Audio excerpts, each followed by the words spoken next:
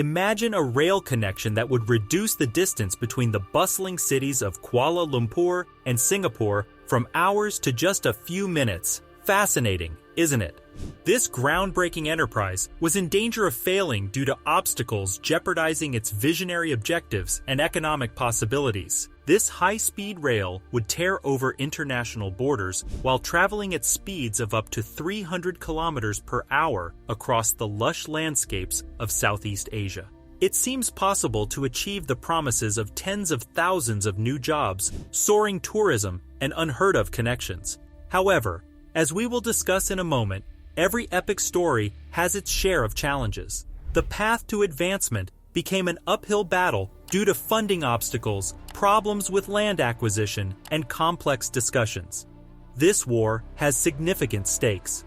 The winner will see a significant economic boost and be recognized as Asia's pioneer in high-speed rail development. Who will emerge victorious? China, Germany, Japan, South Korea?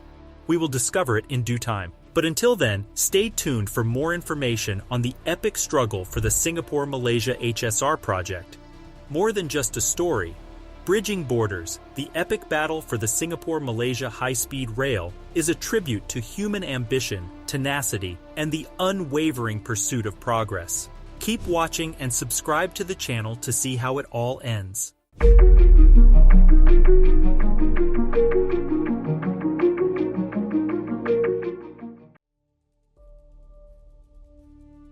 The first high-speed rail route in Asia was the Shinkansen in Japan. The rail route commenced operations in 1964. Since then, similar rail routes have emerged in Asia, creating an extensive rail network with China setting the pace.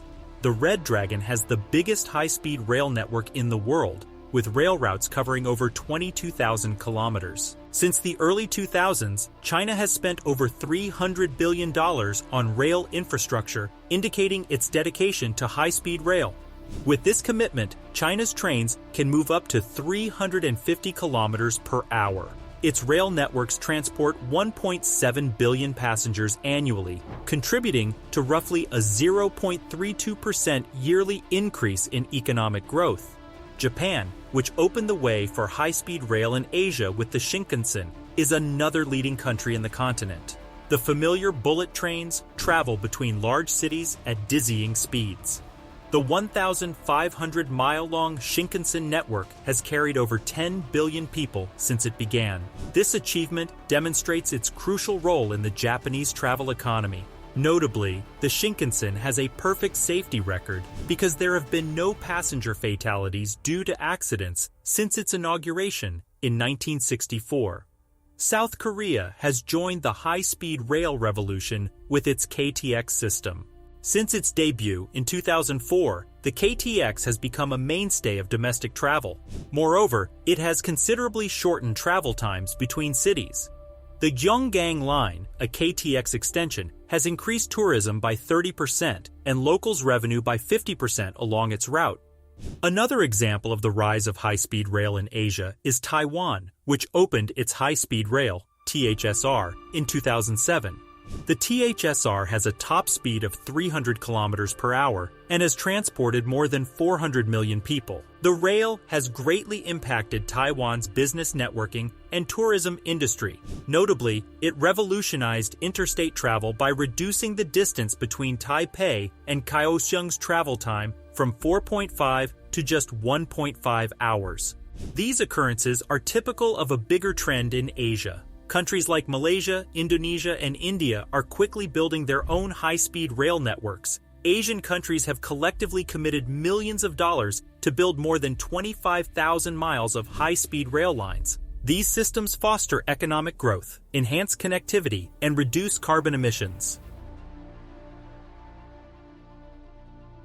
The Singapore-Malaysia HSR project is a proposed high-speed rail line that would connect the two countries. About 350 kilometers of high-speed rail will connect Kuala Lumpur, Malaysia's capital, with Singapore's city-state. The rail route would reach a top speed of 300 kilometers per hour. 8 stations would be along the line, with 2 in Singapore and 6 in Malaysia. With the development, it would take 90 minutes instead of 4 hours from Singapore to Kuala Lumpur. The project was proposed in 2010 and was initially slated to be finished in 2026. The project, however, was put on hold in 2021 due to differences between the two nations on the price and route of the line.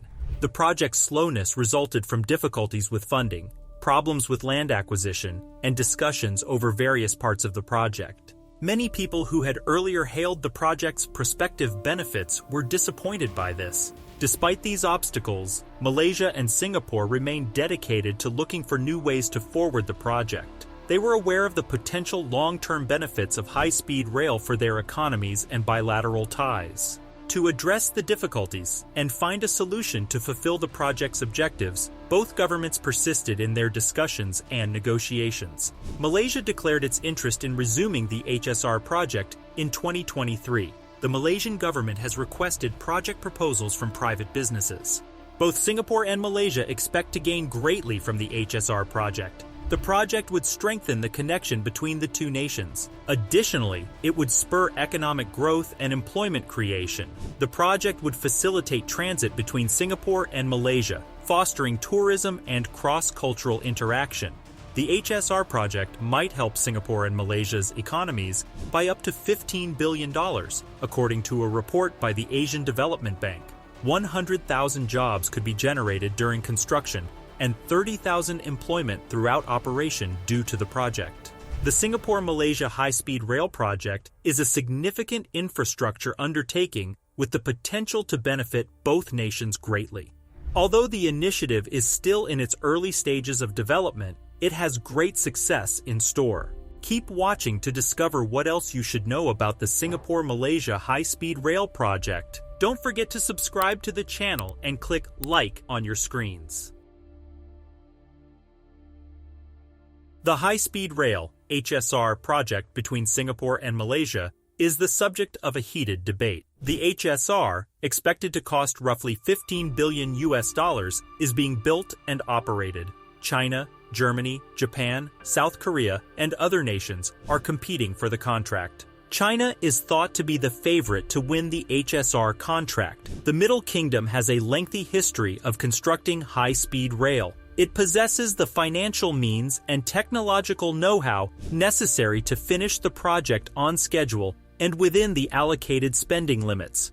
Germany is another serious candidate for the job. Deutschland has a solid track record of collaborating with Malaysia on significant projects. It has a reputation for creating high-quality infrastructure.